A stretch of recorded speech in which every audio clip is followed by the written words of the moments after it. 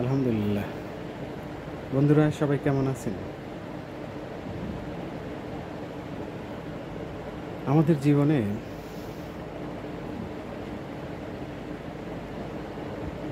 বহু রকম ঘাত প্রতিঘাত থেকে থাকে। জীবনে আসলে সুখ দুঃখ মিলেই জীবন। সুখেরও কোনো সংজ্ঞা নাই, দুঃখেরও আসলে কোনো সংজ্ঞা নাই। এটা একটা অনুভূতি যা মানুষের গভীর মনের মধ্যে, অন্তরের মধ্যে উদিত হয়ে থাকে। আসলে দুটোই আপেক্ষিক। যেটাই আসুক জীবনে, সেটাকেই খুব সাদরে আলিঙ্গন করতে হয়, জড়িয়ে ধরতে হয়।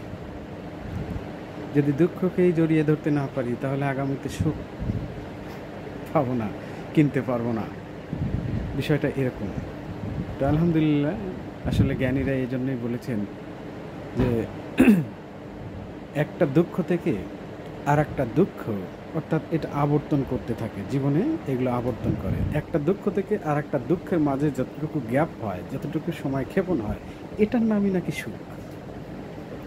তো আলহামদুলিল্লাহ, সুখ দুঃখ যেটাই আসুক জীবনে জড়িয়ে ধরবো ইনশাল্লাহ, আলিঙ্গনে রাখতে চাই।